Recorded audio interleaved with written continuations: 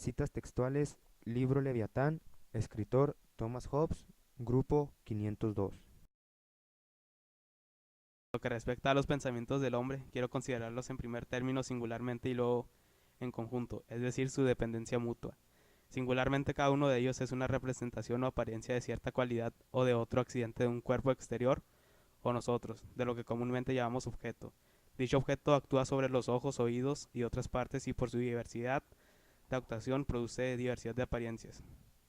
Esta apariencia o fantasía es lo que los hombres llaman sensación y consiste para el ojo en una luz, en el oído un sonido, en la nariz un olor, en la lengua un sabor y para el resto del cuerpo calor, frío, dureza y suavidad. La imaginación no es otra cosa sino una sensación que se debilita, la sensación que se encuentra entre los hombres y muchas otras criaturas vivas, tanto en el sueño como en el estado de vigilia. De ello se sigue que cuanto más largo es el tiempo transcurrido desde la visión o sensación de un objeto, tanto más débil es la imaginación. Cuando un hombre combina la imagen de su propia persona con la imagen de las acciones de otro hombre, se por ejemplo, se imagina a sí mismo ser un Hércules, se trata de una imaginación compuesta.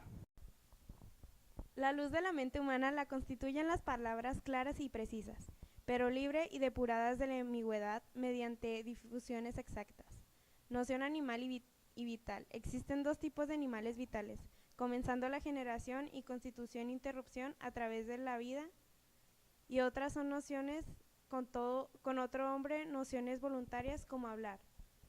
Como en la constitución del cuerpo se encuentra la continua mutación, es imposible que las mismas cosas causen siempre en una misma persona los mismos apetitos y aberraciones.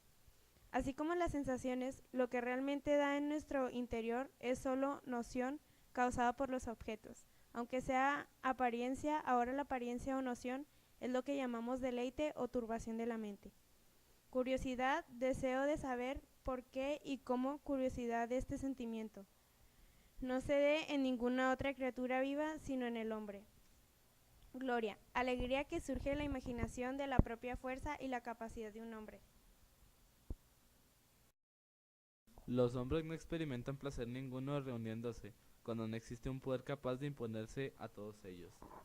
La guerra no consiste solamente en batallar, en el acto de luchar, sino que también durante el lapso de tiempo en el que la voluntad de luchar se manifiesta de modo suficiente.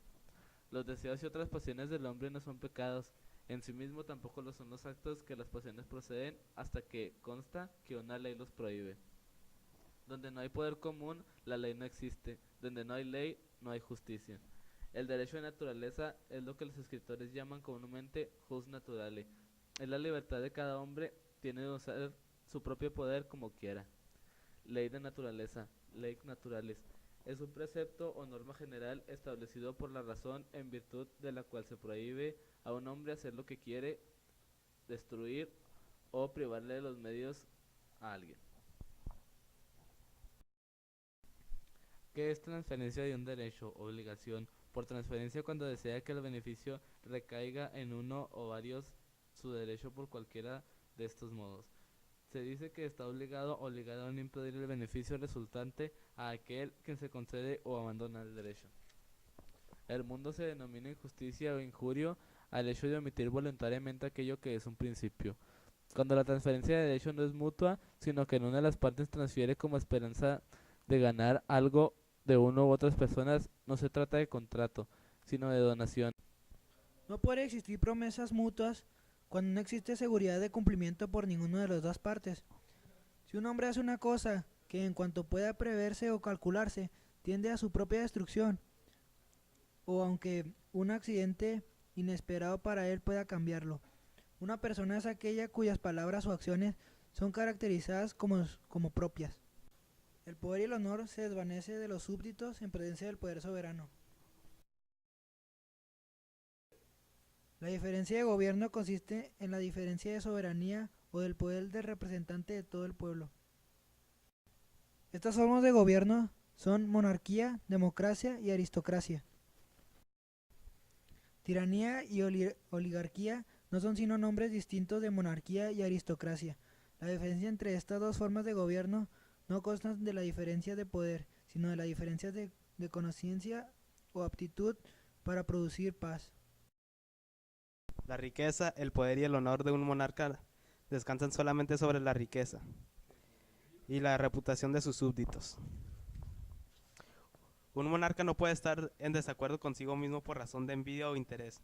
En cambio puede estarlo una asamblea y un grado tal que produzca una guerra civil. Este rey, cuyo poder es ilimitado, no es superior a aquel o a aquellos que tienen el poder de limitarlo, y que no tiene, y quien no es superior no es supremo, es decir, no es soberano. Se denomina ministro público a quien es empleado por el soberano, con autorización para representar en ese empleo la personalidad del Estado. De los ministros públicos, algunos tienen contenido el cargo por la administración general, ya sea del dominio entero. Son ministros públicos en el extranjero aquellos que representan la persona de su propio soberano entre otros estados. La nutrición de un estado consiste en la abundancia y distribución de materiales que conducen a la vida. La abundancia de los recursos está limitada por la fuerza, lo cual no es ni propiedad ni comunidad, sino incertidumbre. La libertad, de la cual se hace mención tan frecuente y honrosa en las historias y en la filosofía de los antiguos griegos y romanos, es libertad del Estado. Los efectos de ella son también los mismos, porque como entre hombres que reconozcan un señor existe perpetua guerra de cada uno. En la democracia debe suponerse la libertad, porque comúnmente se reconoce que ningún hombre es libre en ninguna otra forma de gobierno. Los súbditos tienen libertad para defender su propio cuerpo, incluso contra quienes legalmente los invaden.